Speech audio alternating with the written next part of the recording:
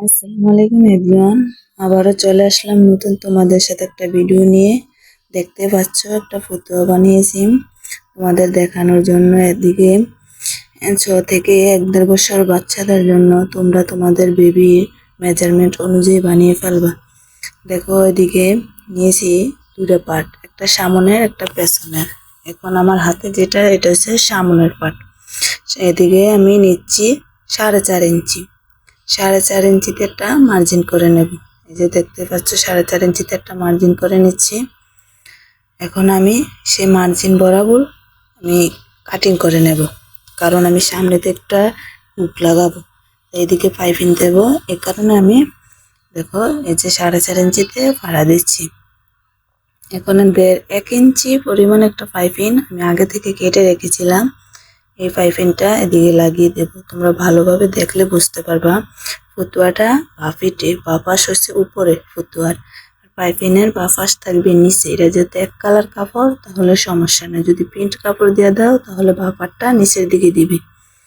এই যে দেখো কিভাবে আমি ঘুরিয়ে ঘুরিয়ে পাইপিংটা লাগাচ্ছি। তোমরা এইভাবে ঘুরিয়ে পাইপিংটা লাগাবো। এখন বিস্তি কাপড়টা কেটে ফেলবো। এখন দেখো কিভাবে উল্টিয়ে আমি পাইপিংটারে ভাঁজ করি। এই যে দেখো নখ দিয়ে আমার হাতের দিকে দেখলে তোমরা বুঝতে পারবা।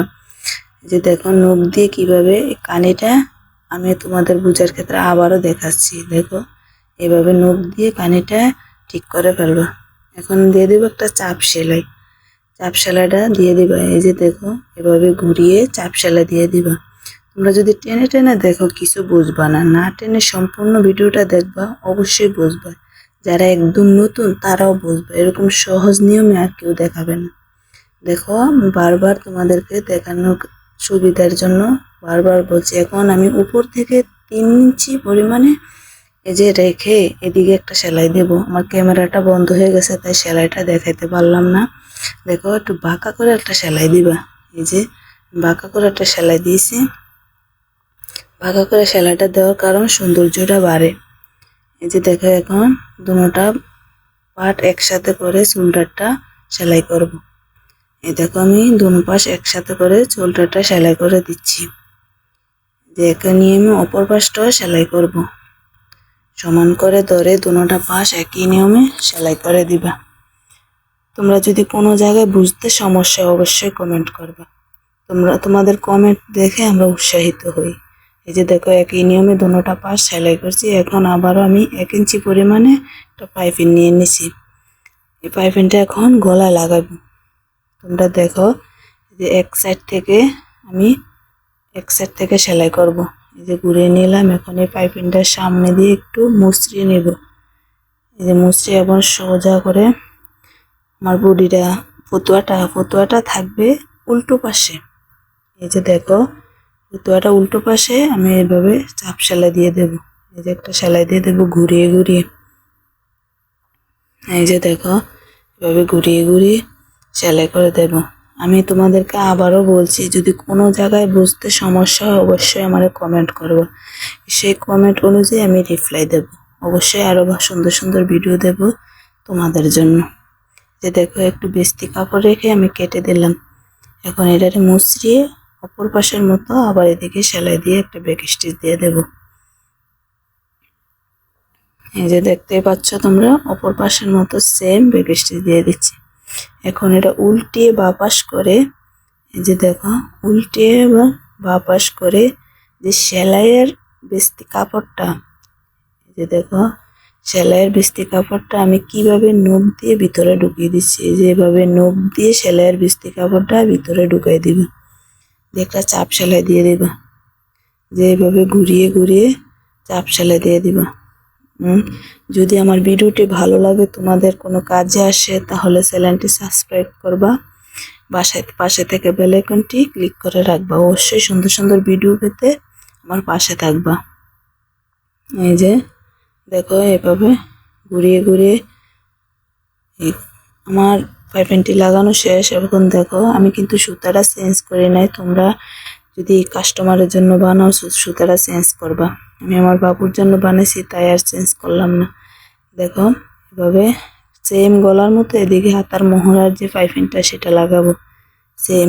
কাপড়টা উল্টো পাশে রেখে সেলাই করব। এখন আবার বাঁ পিঠে এই যে দেখো নখ দিয়ে যে ভালোভাবে খেয়াল করো, নখ দিয়ে এভাবে ভিতরে ঢুকিয়ে পাইপিংটা সেলাই করে দিবা। এই যে দেখো একই নিয়মে আমি দোনো পাশ সেলাই করে দিচ্ছি।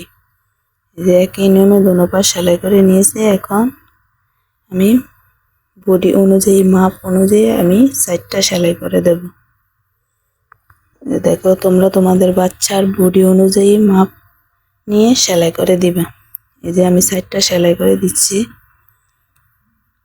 এদিক থেকে আমি 1/2 ইঞ্চি পরিমাণ উপরে একটা মার্জিন করব। যে দেখো 1/2 ইঞ্চি পরিমাণ একটা মার্জিন করলাম। এখন এদিকে আবার আমি ফাঁকা রাখবো, নিচের দিকে আমি ফাঁকা রাখবো, কারণ এটা যেহেতু ফতুয়া তাহলে নিচে একটু ফাঁকা থাকবে, এটা পুরা সেলাই করা যাবে না, সৌন্দর্য লাগবে না। এই যে দেখো একই নিয়মে দুটোটা সাইড আমি সেলাই করে নিচ্ছি। এই যে আমার প্রায় কমপ্লিট করা হয়ে গেছে। এখন আমি শুধু নিচের হ্যামটা সেলাই করব। এই যে দেখো আমি নিচের হ্যামটা সেলাই করতেছি।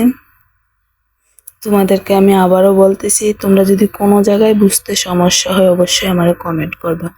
আরো সুন্দর সুন্দর ড্রেস দেখতে বা ফতুয়া নিমা যা দেখতে চাও অবশ্যই আমার কমেন্ট করবে। তোমাদের কমেন্ট অনুযায়ী আমি তোমাদেরকে ভিডিও দেব। এই যে দেখো আমি মুচড়ে কিন্তু হ্যামটা করে ফেলেছি। একই নিয়মে আমি দোনো পাশের হ্যামটা করব। এই যে দেখো আমার হ্যামটা করা শেষ। একই নিয়মে আমি দোনো পাশের হ্যামটা করে নিয়েছি। এখন সাইডে যে ফাড়াটা রাখছি এটা সেলাই করে দেব। এই ফাড়াটা আমরা কামিজের যে সাইডের ফাড়াটা যেভাবে সেলাই করি সেম এভাবে এই ফাড়াটা সেলাই করব। দেখো দুইটা ভাঙ্গা দিয়ে এভাবে। এই যে দেখো তোমরা সেম এভাবে যদি ভিডিওটা টেনে টেনে দেখো কিছু বুঝবা না, না টেনে সম্পূর্ণ ভিডিওটা দেখবা অবশ্যই তোমাদের কাজে আসবে। এই যে দেখো আমি এই উপর পাশে একই নিয়মে আমি দুটোটা সাইড মারলাম। দেখো দুটো সাইড আমার কমপ্লিট করা শেষ। যদি ভিডিওটি ভালো লাগে তোমাদের কাজে আসে অবশ্যই সাবস্ক্রাইব করবা। আর দেখো এদিকে সামনে একটা হুক